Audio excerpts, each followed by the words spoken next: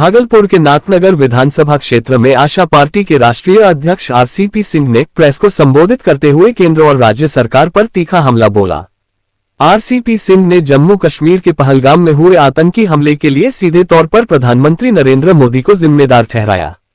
उनका कहना था कि प्रधानमंत्री यह मान लेते हैं कि जहां सुरक्षा बल मौजूद हैं वहां हमला नहीं होगा और यही लापरवाही इस हमले का कारण बनी। उन्होंने हमले में शहीद हुए जवानों के परिजनों के प्रति संवेदना व्यक्त करते हुए कहा कि आशा पार्टी इस कठिन घड़ी में उनके साथ है। साथ ही उन्होंने बिहार के मुख्यमंत्री नीतीश कुमार पर भी तीखा कटाक्ष किया। आरसीपी सिंह ने कहा कि नीतीश कुमार मानसिक रूप से अस्वस्थ हो गए हैं और अब राज्य की जिम्मेदारी उठाने में सक्षम नहीं है। उन्होंने दावा किया कि मुख्यमंत्री की बॉडी लैंग्वेज भी इस बात का प्रमाण है। बिहार में शराबबंदी पर बोलते हुए उन्होंने कहा कि राज्य में शराबबंदी केवल कागजों पर है, जबकि जमीनी हकीकत यह है कि शराब खुलेआम बिक रही है। इससे बिहार को भारी राजस्व नुकसान हो रहा है और नीतीश कुमार को इसकी कोई खबर नहीं। आज के इस प्रेस वार्ता में आशा पार्टी के कहलगांव विधानसभा क्षेत्र के संभावित प्रत्याशी हंसल सिंह, नाथनगर विधानसभा क्षेत्र के संभावित प्रत्याशी इंजीनियर जयकांत सहित कई आशा पार्टी के कार्यकर्ता मौजूद थे। जो हमारा ये नाथनगर विधानसभा क्षेत्र है, इसमें कल विधानसभा का हमारा कार्यक्रम हुआ था। हमारे कार्यकर्ता लोग आए थे, उनको सब लोगों ने संबोधित किया था। आप सब अवगत हैं कि 2025 का विधानसभा कुछ महीने बाकी है, तो सब लोग इसकी तैयारी कर रहे हैं। और भागलपुर में इसके पहले भी हम लोगों ने सुल्तानगंज में विधानसभा का सम्मेलन किया, कहलगांव में इसका सम्मेलन किया और अभी हम लोगों ने नाथनगर में किया। पूरी ताकत के साथ जो हमारी पार्टी है यहाँ पर तैयारी कर रही है चुनाव लड़ने की, और यहाँ हमारा जनाधार भी मौजूद है। उसी के साथ पूरे बिहार में जहां जहां हमारे साथी लोग हैं चुनाव लड़ेगी। और हम लोग ये जरूर जनता से कहेंगे कि जब हम लोगों को मौका मिलेगा, तो हम लोग तो सब जानते हैं पहले की जनता दल यू में ही थे, हम उसके राष्ट्रीय अध्यक्ष भी थे।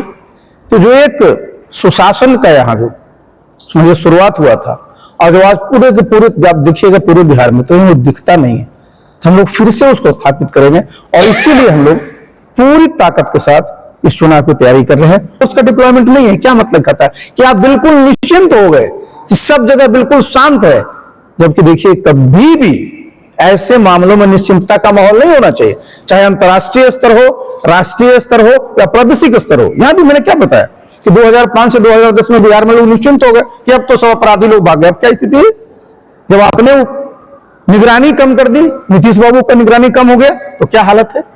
तो कभी भी अगर किसी भी चीज में कंप्लेसेंसी आती है तो इस तरह की दुर्घटनाएं होती है। और मैं इस बात को मानता हूं और इस पर मैं केंद्र सरकार से जरूर अनुरोध करूंगा कि भाई उनको इसके तह में जाना चाहिए कि आखिर इतनी बड़ी सारी की सारी हमारी स्ट्रेटजी होती है, हमारी इतनी प्लानिंग होती है, first layer, second layer, third layer, सब व्यवस्था होती है। और ये भी देखिए, सबसे पहला देश के नागरिक क्या उम्मीद करता है कि हम लोग अपने देश में सुरक्षित रहें, हमारी बाउंड्री सुरक्षित रहे, और हमारी सीमा से अगर इस प्रकार के घुसपैठ होकर के हमारे लोग पर इस प्रकार की कार्रवाई की जाती है तो कोई बर्दाश्त करेगा क्या? ये है, इसको सिर्फ नीतीश बाबू मानते हैं, उनके साथ जितने लोग हैं वो भी नहीं मानते हैं कि शराबबंदी है, समझे ना। और मैंने तो एक बार नहीं कई बार कहा है कि एक डिल्यूजन में रहते हैं। लोगों ने उनको बता दिया कि भाई आप न सिर्फ एक अच्छे प्रशासक हैं, समाज सुधारक भी हो जाइएगा।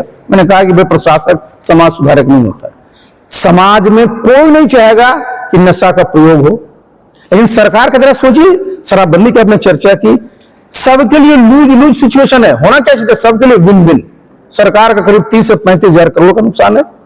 बिहार सरकार कहां संसाधन है? अब जरा जाइए ना क्या हाल है किसी चीज में। अगर सरकार को जो फीस है, आप लाइसेंस का रिन्यूअल कराने जाइए, मैं भी देख रहा था 2500 रुपया फीस, 2 रुपया लगता था पहले। आपको जहां से पैसा मिलना है उसको तो प्रणाम किए हुए हैं, और जहां नहीं है वहां आप रजिस्ट्रेशन का फीस देख लीजिए। तो जो शराबबंदी से राजस्व का नुकसान है, गांव गांव में जाइए, कहीं मैं तो गांव में रहता हूं, मैं एक बार नहीं नीतीश बाबू को कई बार कहा था कि हमारा गांव तो छोड़ दीजिए, आपके गांव में लोग शराब पीता है।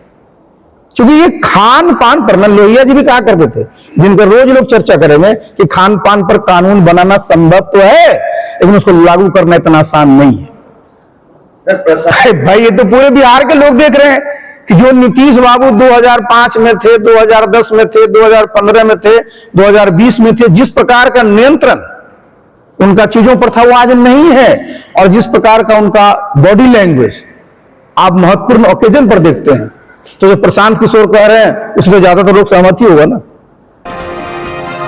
भागलपुर के 0 माइल स्थित हेलमेट चौक पर उस समय अफरा तफरी मच गई जब सड़क किनारे बनी झोपड़ियों में अचानक भीषण आग लग गई। ये घटना मंगलम अस्पताल के समीप घटी, जहां करीब 1 दर्जन झोपड़ियां जलकर पूरी तरह राख हो गईं। प्रत्यक्षदर्शियों के अनुसार आग इतनी तेजी से फैली कि लोगों को संभलने का मौका तक नहीं मिला। स्थानीय लोगों के साथ मंगलम अस्पताल के कर्मियों ने तत्परता दिखाते हुए अस्पताल में मौजूद अग्निशमन उपकरणों की मदद से आग बुझाने की शुरुआत की। घटना की सूचना मिलते ही फायर ब्रिगेड की टीम लगभग 15 मिनट में मौके पर पहुंची। दमकल विभाग की 2 बड़ी और 1 छोटी गाड़ी ने संयुक्त रूप से आग पर काबू पाया। हालांकि राहत की बात यह रही कि किसी की जानमाल का नुकसान नहीं हुआ, लेकिन आग में झोपड़ियों में रहने वाले गरीब परिवारों का सारा सामान जलकर खाक हो गया। फिलहाल आग लगने के कारणों का पता नहीं चल पाया है। प्रशासन द्वारा मामले की जांच की जा रही है और पीड़ित परिवारों को मदद पहुंचाने की कोशिश की जा रही है। कितना हुआ है? अरे आग लगी, अभी जांच में बाद में पता चलेगी कैसे आग लगी, लेकिन हम लोग को सूचना मिला, हम लोग आए। आप लोगों की कितनी टीम अभी यहाँ पर मौजूद है? 6 टीम है। पहलगाम में हुए आतंकी हमले के खिलाफ देश भर में आक्रोश देखने को मिल रहा है। इसी कड़ी में आज लोक जनशक्ति पार्टी रामविलास के कार्यकर्ताओं ने भागलपुर युवा जिला अध्यक्ष मनीष कुमार के नेतृत्व में भागलपुर के समाहरणालय गेट पर पाकिस्तान के प्रधानमंत्री का पुतला दहन कर विरोध जताया। हमले के विरोध में लोजपा रामविलास के कार्यकर्ताओं ने समाहरणालय गेट पर जोरदार प्रदर्शन किया। कार्यकर्ताओं ने पाकिस्तान के प्रधानमंत्री का पुतला दहन कर आतंकवाद के खिलाफ नारों के साथ अपना गुस्सा जाहिर किया। पुतला दहन के बाद कैंडल मार्च का आयोजन किया गया, जिसका नेतृत्व जिला युवा अध्यक्ष मनीष कुमार ने किया। इस मौके पर लोजपा प्रदेश महासचिव संगीता तिवारी, महिला जिला अध्यक्ष अंशु प्रियंका सिंह समेत सैकड़ों कार्यकर्ता मौजूद रहे। सभी ने हाथों में मोमबत्तियां लेकर शहीदों को श्रद्धांजलि दी और आतंकवाद के खिलाफ एकजुट होकर लड़ने का संकल्प लिया। लोजपा नेताओं ने केंद्र सरकार से आतंकवाद पर कठोर कार्रवाई करने की मांग की है। कार्यकर्ताओं का कहना है कि जब तक आतंकवाद को जड़ से खत्म नहीं किया जाएगा, तब तक देश में शांति संभव नहीं है। क्या प्रतिक्रिया है जिस तरह से घटना सामने आई है? विगत 22 तारीख को जो है जम्मू कश्मीर के पहलगाम में निहत्थे पर्यटकों पर जिस तरह से उनकी निर्मम हत्या की गई, हम लोगों में काफी रोष है। यह कहीं से बर्दाश्त नहीं है।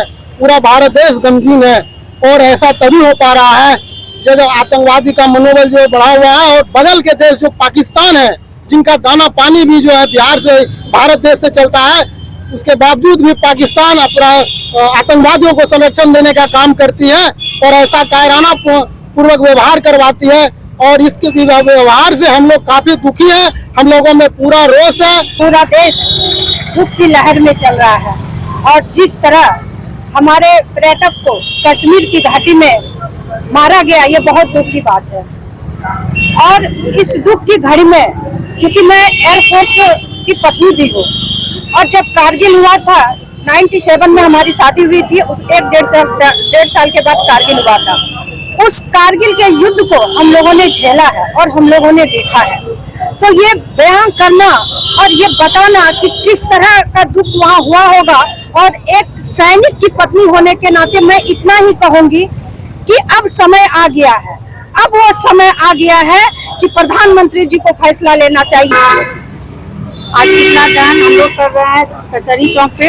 आज जिस तरह देश में सभी लोग देख रहे हैं कि देश में कितना दुख आया हुआ है, हमारे कश्मीर में जो भाइयों को मारा गया है, ये कहते ही हम लोग बर्दाश्त नहीं करेंगे। सभी देशवासियां बर्दाश्त नहीं करेंगे और हम लोग अपने सरकार और अपने प्रधानमंत्री से ये कहना चाह रहे हैं कि आप इस तरह एक्शन प्लान लीजिए ताकि फिर से ये घुसपैठिए, फिर से ये हमारे देश पे आतंकी हमला नहीं कर पाए।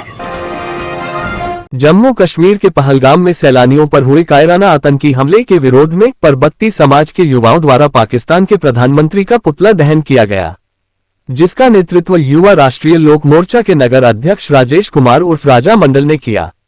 उन्होंने कहा कि आतंकी हमले में जिन्होंने अपने प्रियजनों को खोया है, उनके प्रति गहरी संवेदना व्यक्त करते हैं।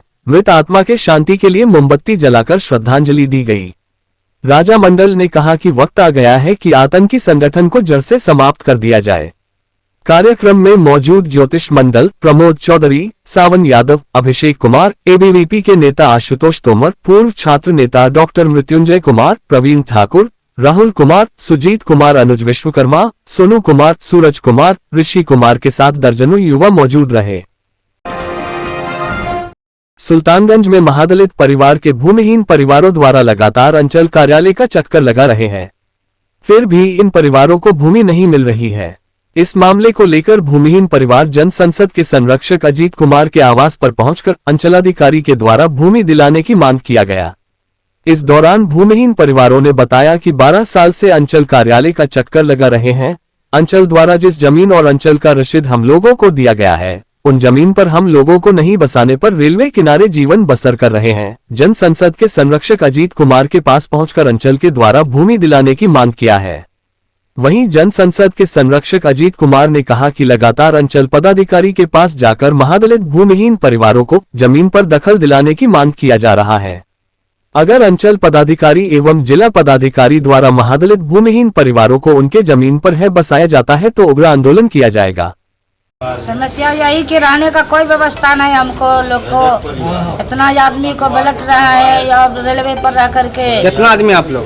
45 आदमी है। आप लोग को तो जमीन सरकार दिया है? सरकार दिया है तो कहीं पते नहीं है, सरकार नहीं नाप रहा है, नहीं दिखा रहा है, नहीं दे रहा है, कुछ नहीं, खाली कवाला दे कर को थमा दिया, संतोष दे दिया और कुछ का पता नहीं। जाते हैं तो धोपते हैं, जाइए कोई समझ जाइए। कितना दिन से दौड़ रहे हैं? बहुत दिन से दौड़, 14 साल हो गया, तब आया 8 महीना से साल भर से हम लोग बैठ गए रास्ते।